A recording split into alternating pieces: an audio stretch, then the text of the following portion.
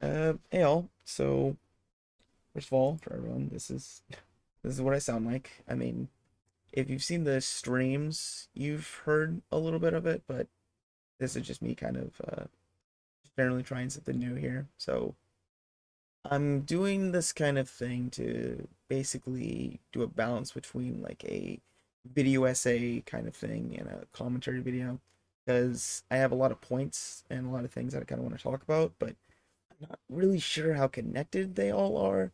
So I'm just gonna kind of go ahead and get right into it. So I'm talking about Vinland Saga. Spoilers for up to season two, or I want to say maybe I believe it was like chapter 80 or something of the manga. I'm not entirely sure. I could check. I'll probably put the number here for manga readers.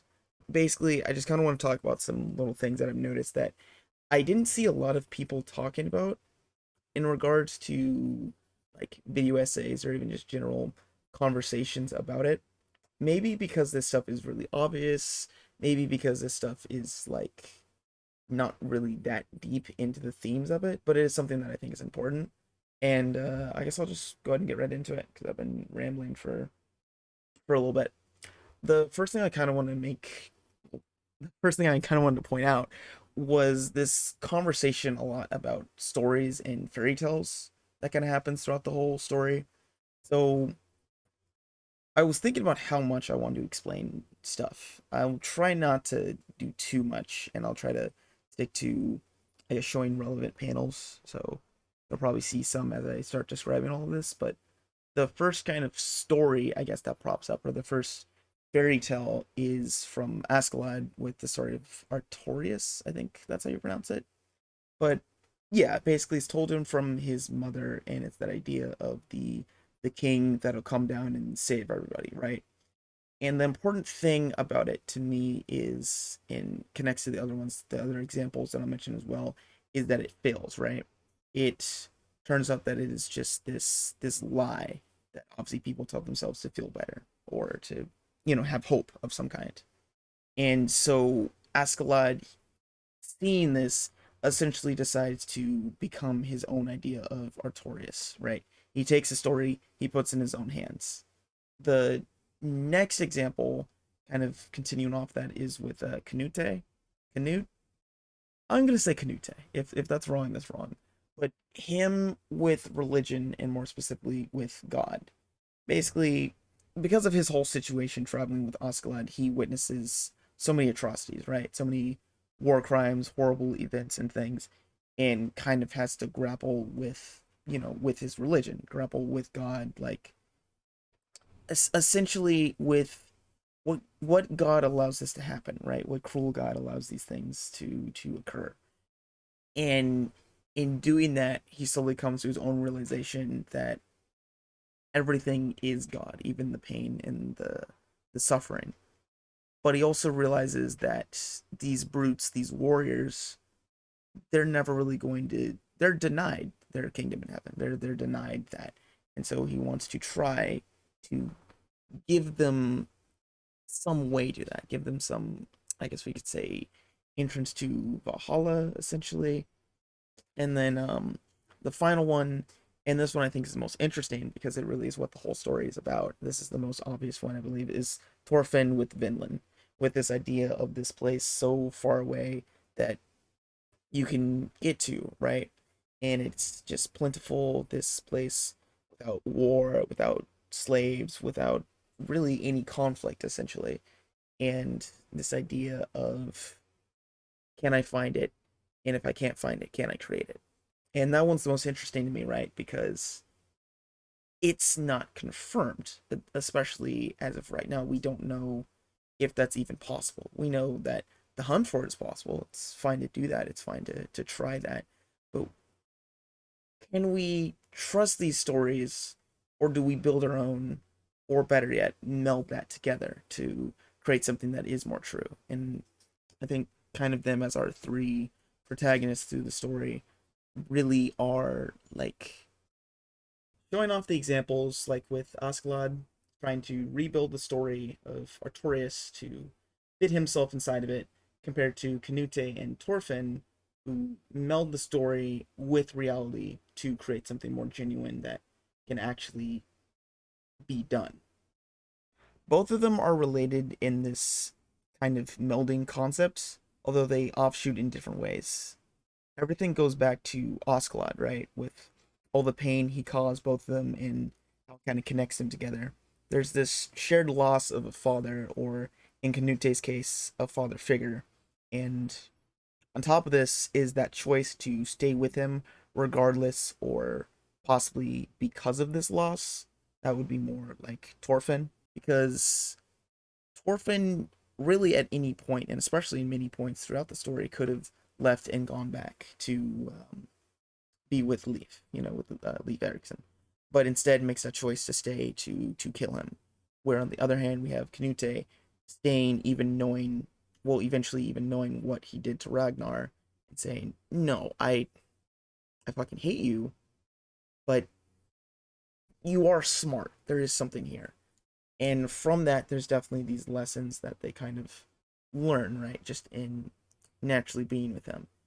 Although the biggest thing, and kind of, I guess, skipping a little bit to end of season one, is his death, right? And kind of the most interesting thing is how they both get two different perspectives of it, because Thorfinn is the one to hear his last words, whereas Canute is the one to deal that final blow, right?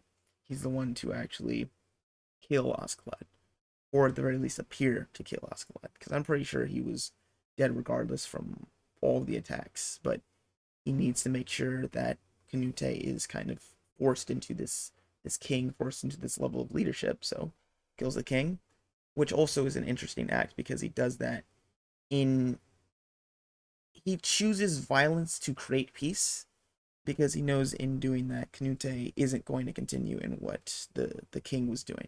He's not going to create that war against the Danes and the English. I'll have to look into that.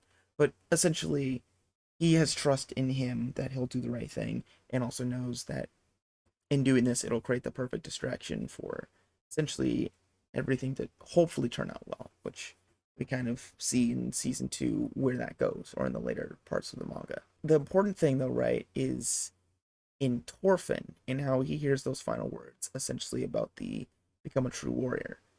And he hears those words and kind of hears it from him, but also hears it from Thor's, from his dad as well. And he doesn't realize it in that moment, but that is the real beginning of him actually considering like that idea of pacifism, or at the very least of avoiding violence to as much as you can, because as we know later, there's the incident with Snake where he has to, very similar to Askeladd, choose violence to create peace, to help. I'm should have wrote down these names, but to help Arnheid's husband get out. Now, the important thing also is that from here, this leads into season two and just generally their response to war, right? I'm talking about Canute and Torfin, right? From seeing this, all the atrocities and the pain that all wars cause, they both hate war. Both of them hate war for different reasons, or I guess in different ways, where Canute kind of decides that he will keep that power at the cost of his honor, kind of in the same way that Askeladd does, or did. Thorfinn decides to keep his life at the cost of cowardice, kind of similar to Askeladd running away, or the kind of cowardly tactics he uses in fighting, which Canute also ends up using.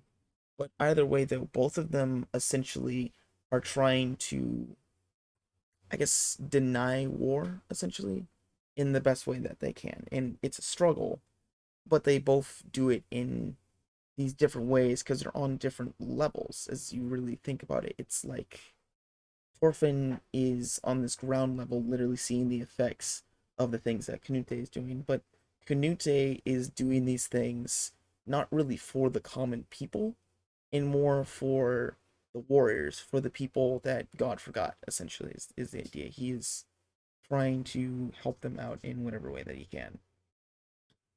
I guess the next thing Yeah, I mean, a big thing I definitely want to mention was how both of them have their big moments in that season where they kind of demonstrate the methods that they're using. With Torfin, it's obviously the 100 punches, right?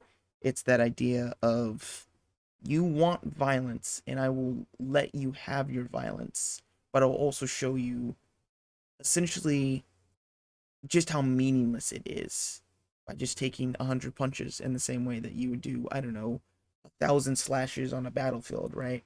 And take thousands of lives.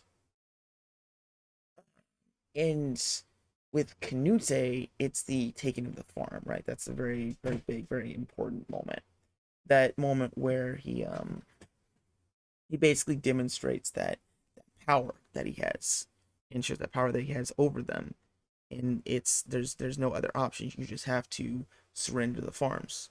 And he tries to do the exact same thing with Kettle, because the biggest thing is he honestly just doesn't really see the other sides. Honestly, he doesn't. He's so far above them that he's not really considering the people he's hurting. It's like he was so focused on trying to essentially avoid war on this massive scale that he didn't think about it on the small scale, which is exactly the point between the two of them. And these almost holes in Canute's coverage that Torfin can focus on, that Torfin can actually help and really do something about, which is why it's just so interesting that moment when they meet and when they talk, especially the moment of the I will run away, because yeah, he understands Canute has this power. Canute is this giant force. Honestly, more than a man if you're really thinking about the capability he has as king. And so Torfin understands that. And also understands that he values his life and he values the things that he can do with his life, which is also so interesting, right? Because he had a point where he didn't. He had a point where he didn't care about, honestly, anything because he felt he deserved the pain, he deserved the violence, he really deserved death. And so in that moment, it's like Canute is realizing through someone he knew, through essentially his brother, because when we really think about it, they are both sons of Askeladd, right? Sons of the bastard son Artorias, essentially, is a name I kind of think makes sense for him. But essentially, the two of them are linked, are so connected that it takes the two of them talking for Canute to finally realize what he should be doing truly, and for Torfit to realize what he truly should be doing. Because, I mean, really think about it. How is someone at the top going to consider those at the bottom? And how is someone at the bottom going to have empathy for someone at the top? By knowing each other, by being family. They really are brothers. They lost their true fathers and they gained a spiteful one. And through their tragedy, essentially, they through their tragedy, they're using those lessons to attempt to prevent others. Basically, this idea of dying for peace and killing for peace. Because, yeah, Canute knows that that's the language those warriors and those people understand is the language of violence. And so he's going to do what he can to control that.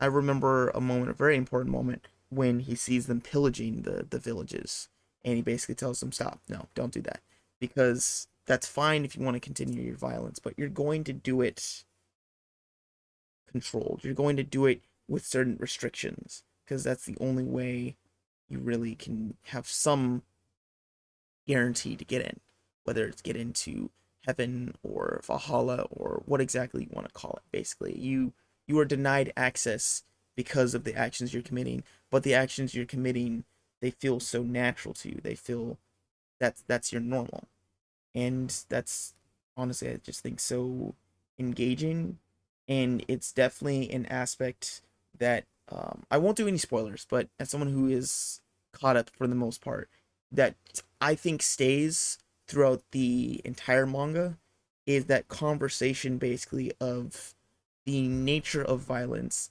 and how going to this kind of nature and nurture thing, right? It is both told to them so deeply that they believe that they were born with it, that they were born for violence.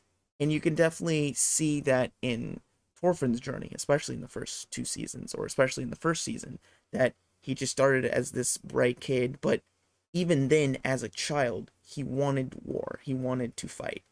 And Torres literally tells him, who will you kill with that? Who are you going to kill? And he just says, like, I'll fight the enemies. I'll kill the enemies because that's what you're raised to believe. Which is the most interesting part, or the most important part, is even someone like Torres, who has literally tried to create a place where you can live without violence, you can live without war, or anything like that. They still play their war games with the toy swords, and they still have fun play killing people, essentially. So war will always be an aspect. War will always be a part of it, and that's why I think it's so important, the setting that the story takes place in, to have this conversation and this idea of, I guess you could say, of pacifism. And how do you actually do that when you are in a culture that values violence and sees you as weak if you're not a violent being? And yeah, I think that's really the main things I wanted to talk about.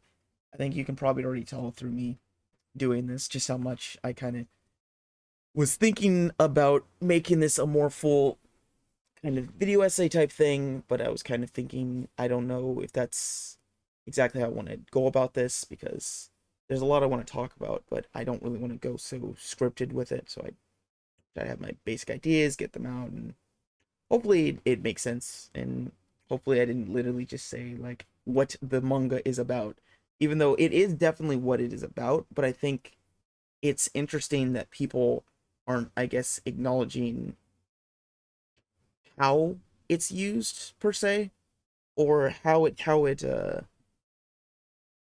the examples of it, essentially.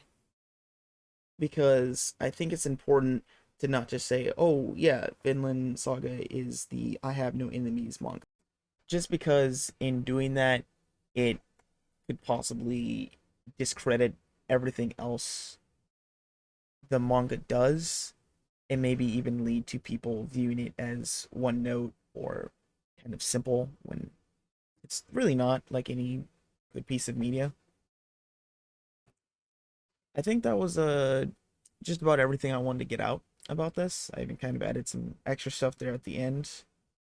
But I did just kind of want to do a quick little check-in about like everything else I'm working on. So obviously this is not like the new normal. I'll kind of do these videos on the side. I might do another one about whatever else I'm watching or reading, or just feel like I want to talk about. But I do have a planned video essay, I guess more traditional style, or as traditional as mine would be. So I have the topic set for that. So I'm not sure exactly when that's coming. I'm not sure when I'll start on that, because kind of speaking of other stuff, there is a new edit. Not done, obviously. I shouldn't phrase it like that. Yeah, there's a new edit coming out tomorrow. But no, I am working on something, and there will be that to look forward to for sure, for fans and newcomers alike. So yeah, thanks for watching this. And if you watched this and you hadn't read or watched any of Vinland, I mean, I didn't, I just realized this was a possibility. And it's very cool. I mean, read it, watch it. It's very good. I spoiled a lot of things, but please, I didn't do a spoil. I mean, I did do a spoiler warning, but still, please consume it. It's fucking great, and that's why I talked about it for like 20 minutes. Anyway, see y'all in the next one, whatever I end up doing.